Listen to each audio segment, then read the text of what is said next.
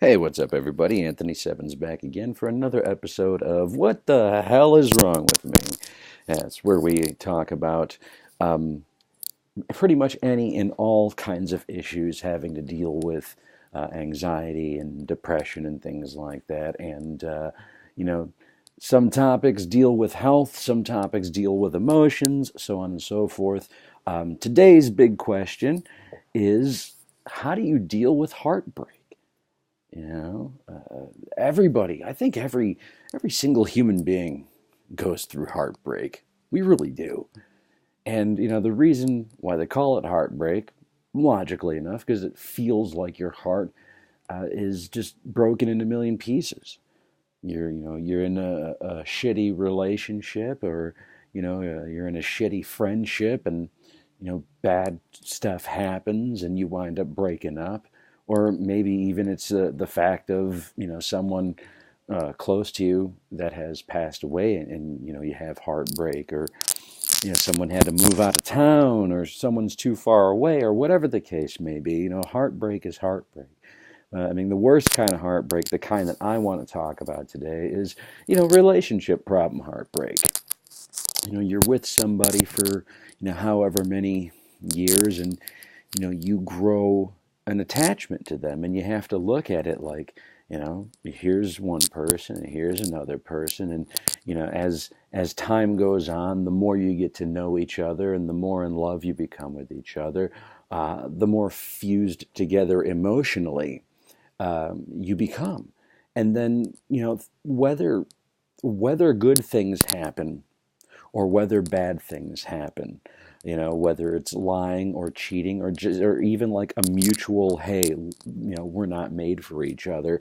You're fused together. You look at it like welding almost, and now you have to literally tear each other apart. It's like your skin stuck together, and when you go your separate ways, it's metaphorically blood and guts everywhere, and scrapes and cuts and bruises, and emotionally speaking. And that's really where heartbreak comes from, and you start feeling a lot of depression and anxiety. I mean, sometimes people's depression and anxiety comes as a direct result of breakups and just really crap ass relationships. And in case you're wondering, yes, I'm wearing Avengers pajama bottoms and a Captain America t-shirt because I don't give a damn. But anyways, but that's pretty much exactly what it's like, where you're torn, and now your heart feels like like porcelain, like someone just threw it on the floor and it broke into 20 pieces. And how do you get through that? How do you deal with it? It hurts. It sucks. Your stomach is twisted in knots. Your heart's beating. Your mind's racing. You start thinking a million different things. Was it his fault? Was it my fault? And even though people will tell you it's not your fault, it might have been. We don't know the situation. We only know your side of the story, right? But you start thinking, like, was it my fault? Was it something I did? Was it something that I can change in the future? Or maybe you kind of want to fix it, because it was like when you were fused together, you were at this just absolute comfort point. Whether things go good or bad in a relationship, there's still that comfort zone of being together and just simply having somebody there. Whether you're the one treating someone like shit or someone getting treated like shit. But anyways, so you're torn apart. Your mind's racing, your heart's beating, your stomach's twisted in knots. It feels like there's just no hope at all for you. And it's terrifying. I've known people who've had broken hearts so much to where it's they turn to suddenly doing drugs or drinking, or doing just really stupid shit and doing harm to themselves, and that's never good for anybody. But the way you get through it is time and patience. You have a part of yourself that is torn. You have pieces of you emotionally that are broken, and just like any broken thing, okay, You have to pick up the pieces, one little piece at a time. And just picking up the pieces of your heart can take a while. And then you have to sit there and figure out what goes where, and you're trying to puzzle things together. And then you have to take your super glue and you're trying to glue all this stuff together and hold it, and you have to blow on it and wait for it to dry, and so on and so forth. So it to repair that kind of damage, it takes time. Because once you do put it back together, you got to look at it, make sure it's all right, and pop that back in your chest. And someday, most of the time, you can make it through heartbreak, and you live to love again. Sometimes love will surprise you, and that special someone will just come along and pick up the pieces and put things back together for you. When you find that really true, deep love. But again, that may take time as well. As with anything in this world, as with a simple paper cut, as with, when you wound yourself and you're bleeding and you have to go get stitches, as with any kind of wound, emotional or physical, it just takes time to heal. And you find yourself, do things to distract yourself, get a hobby, watch movies all the time, listen to certain music that's not going to trigger, these emotional frequencies from your relationship, and try to just keep yourself busy. Try to keep yourself as happy as you possibly can. And know it's hard. You're probably sitting there with a box of Kleenex right now going like, Tony, it's so hard though. I'm so lonely and I don't know if I can do this. You can, because you're strong. I mean, chances are you've had your heart broken before. And you know what?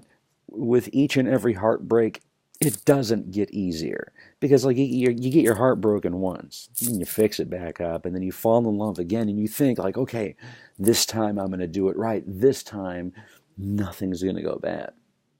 And then it does. And when it breaks a second time, a third time, a fourth time, every time your heart breaks, it turns into more and more broken pieces. So it's actually harder to put back together time after time.